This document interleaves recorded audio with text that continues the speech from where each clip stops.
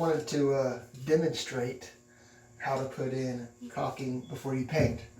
It's a lot different than when you're caulking into two finished surfaces. We might do one of those later, but this has to be covered up with paint. This particular type of caulking is not very much silicone, so the paint kind of seals it in.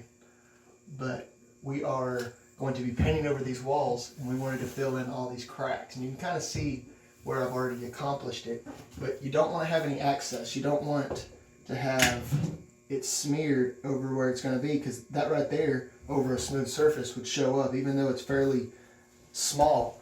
But the good thing about this type of caulking is it's easy cleanup, and that all these gaps for a good clean paint look have to be filled. And you're just gonna put it in there, and you're not trying to give as little extra as possible, which that's probably too much for that guy. And then you're gonna wipe it, and you're wanting to press it into the hole, because you don't want it all just sitting out on the surface. So what you're trying to do is press it in to the crack with your finger.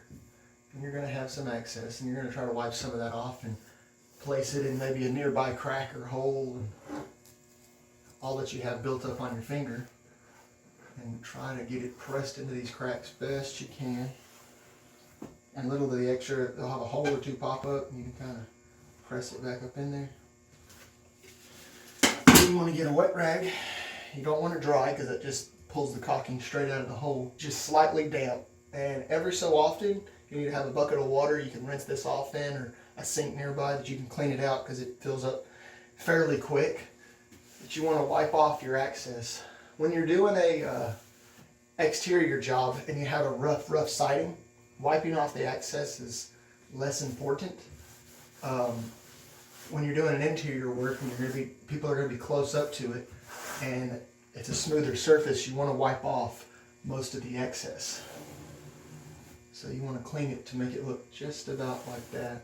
And if you're super picky about these corners, you probably could get a tool to clean the caulking out a little extra, but I don't think the way this is made that it is going to matter.